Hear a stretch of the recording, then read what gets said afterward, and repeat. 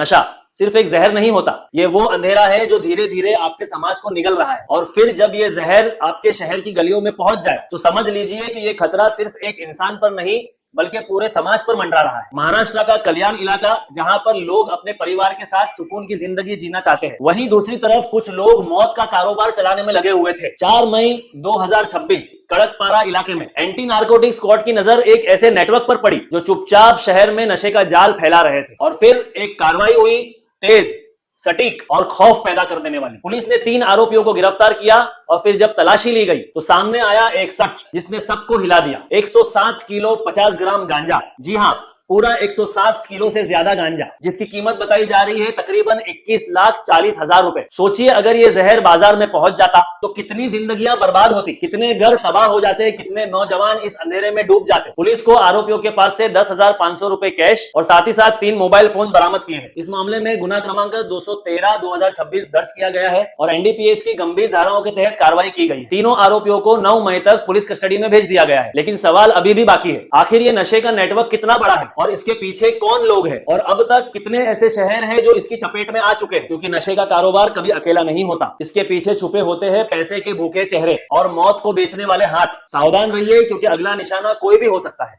पडाळा police स्टेशनच्या हद्दीमध्ये जे अंमली पदाधिकारी पथक जे आपल्या परिमंडळामध्ये काम करत आहे, सदर पथकाचे आपले जे अधिकारी आहेत एपीआय अनिल गायकवाड, ठोके जितेंद्र ठोके, ग्रेड पीएस आणि फॉरवर्ड टीमनी सर जी कामगिरी केलेली आहे आणि खडकपाडा वाडेकर परिसरामधून आपण 3 आरोपींना त्यामध्ये ताब्यात घेतलेला आहे। त्यांच्याकडून 107 किलो गांजा त्यांच्याकडून जप्त केलेला आहे।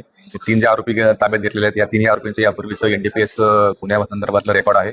यापूर्वी ते वेगवेगळ्या गुन्ह्यांमध्ये अटक झालेले होते अंमली पदार्थ तस्करीमध्ये। त्याच्यामध्ये पहिला आरोपीचं नाव आहे वसीम खान, तो आहे भिवंडीचा, त्याच्यावरती सुद्धा एक गुन्हा दाखल आहे जो आहे घाटकोपरचा। त्यानंतर दिनेश सरोज म्हणून आहे, हा आरोपी जो आहे तो ठाण्यामधला आहे, त्याच्यावरती पण सुद्धा घाटकोपरचाच एक 1800 किलो गांजा म्हणजे यापूर्वी जप्त केलेला होता। त्यानंतर तिसरा जो आरोपी आहे जो मोहित वर्मा, मुलुंड पोलीस स्टेशनचा, याच्यावर सुद्धा मुलुंड पोलीस स्टेशनमध्ये एनडीपीएस गुन्हा दाखल होता। अशा प्रकारची जी कामगिरी जी आहे ती आमच्या पथकाने केलेली आहे।